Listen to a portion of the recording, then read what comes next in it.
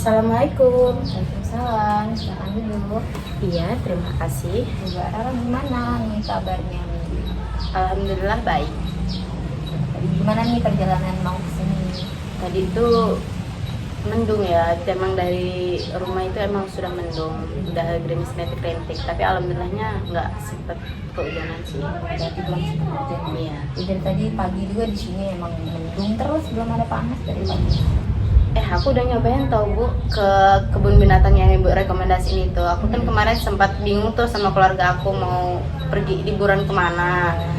Jadi aku tuh kepikiran tuh buat ke kebun binatang itu karena kan Ibu kemarin tuh ngerekomendasiin buat ke situ.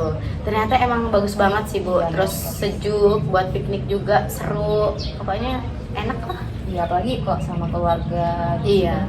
Sunyi, sepi Sunyi, ya, buat piknik-piknik, makan-makan, kumpul-kumpul gitu. Sama keluarga. Iya, seru. Oke. Baik Mbak Rara, pada pertemuan kali ini kita akan membahas action, outcome, sama ending. Jadi di sini aku mau jelasin dulu. Jadi action itu tindakan atau peristiwa yang dilakukan oleh karakter atau terjadi dalam cerita. Fungsinya itu kayak kita menggerakkan alur cerita, menciptakan konflik dan memunculkan tantangan. Yang kedua itu outcomes, itu hasil atau konsekuensi dari tindakan action yang terjadi dalam cerita. Terus yang selanjutnya the ending. Ending itu bagian akhir dari cerita yang mengungkapkan resolusi atau penyelesaian dari konflik utama. Oke, jadi kita mau nge-review langkah-langkah apa yang bakal kita ambil dari hasil kuesioner dan angket pada minggu lalu. Berdasarkan kuesioner yang udah kamu lakukan kemarin, menunjukkan bahwa kamu itu memiliki kecenderungan di bidang memasak. Mbak Rara kan kemarin udah ngisi itu kan, jadi saya lihat dari hasil itu ternyata emang Mbak Rara ada kecenderungan di bidang memasak itu. Misalnya kayak Mbak Rara ini lebih suka masak-masakan yang Mbak Rara masak dibanding Mbak Rara beli di luar. Padahal zaman sekarang kan kayak orang pengennya yang praktis gitu kan. Iya, tapi Mbak Rara enggak, Mbak Rara lebih suka masak dulu baru makan masakan Mbak Rara. Nah dari situ udah kelihatan tuh kalau Mbak Rara ternyata emang lebih suka masak. Oke, jadi Mbak Rara juga kemarin itu saya lihat suka buat kue-kue gitu kan di rumah. Iya, dari situ juga udah menunjukkan kalau emang Mbak Rara nih minatnya memang sangat minat memasak ya Mbak Rara. Oke, jadi apa nih tanggapan Mbak Rara tentang hal itu? Saya itu tertarik Bu dalam bidang masak ini, tapi saya tuh kurang yakin dan kurang pede buat masuk di bidang memasak ini loh. Karena takut gagal juga. Jadi nggak apa-apa sih Mbak Rara masih kayak gitu. Karena ini kan pertama kali buat Mbak Rara ya, jadi wajar kalau Mbak Rara masih ragu, masih bingung. Nggak apa-apa, itu hal yang wajar. Oke, terus dari hasil kuesioner kemarin juga saya melihat kalau Mbak Rara ini memiliki kemampuan yang kreatif, inovatif. Mbak Rara tuh orangnya bersih, sukanya nyoba-nyoba hal-hal baru. Ya, berarti dari hasil tes kemarin itu udah menunjukkan kalau kamu itu emang memiliki minat sama bakat yang cenderung ke arah sana. Jadi kalau aku lebih nyaranin, langkah pertama yang perlu Mbak Rara ambil itu Mbak Rara harus mendapatkan pendidikan atau pelatihan di bidang memasak dulu. Terus Mbak Rara bisa mengasah keterampilan praktis, Mbak Rara dapat mengembangkan pengetahuan tentang bahan makanan dan teknik memasak. Terus yang terakhir Mbak Rara bisa berlatih dan belajar yang mengembangkan bakat memasak Mbak Rara supaya terus berkembang di dunia masak. Jadi berarti ini saya sudah ada kemampuan dalam bidang memasak. Iya, dari yang hasil angket kemarin yang saya lihat emang Mbak Rara ternyata minatnya memasak banget nih. Terus Mbak Rara pernah nggak sih punya ide karir apa yang ingin Mbak Rara ambil sebelumnya? Sebenarnya ada sih Bu.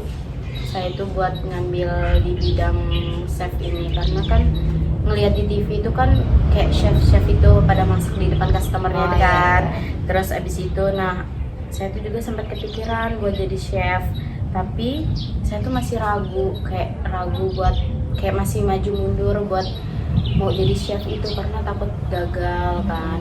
Terus abis itu apalagi kan pasti banyak banget, apalagi kan kayak chef di resto bintang 5 itu kan dia butuh banyak pendidikan yang profesional gitu Bu. Oke, bagus tuh sebenarnya ide Mbak Rara itu. Jadi Mbak Rara dari bidang memasak bisa jadi seorang chef. Nah kita ini bisa nih mulai buat rencana kecil dari ini. Kita bisa mulai langkah-langkah awal seperti yang saya sebutkan sebelumnya. Mbak Rara bisa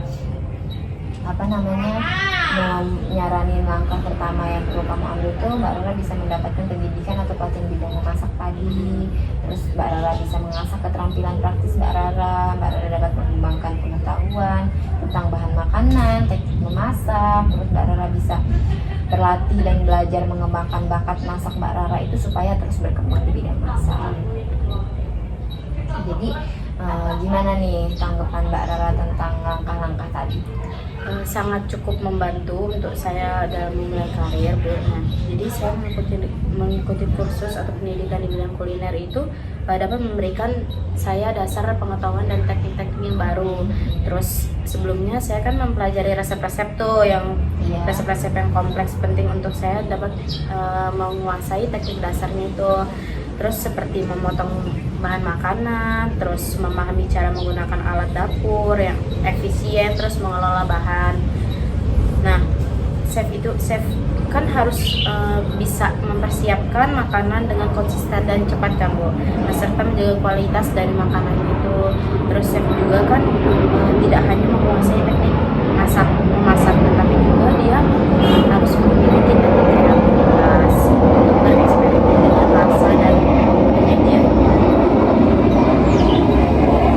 Ini emang udah searching tentang chef ya? Iya, sudah bagus sih. Berarti Mbak Rara udah nggak udah mulai nyari-nyari hal-hal tentang jadi chef itu gimana gitu. Jadi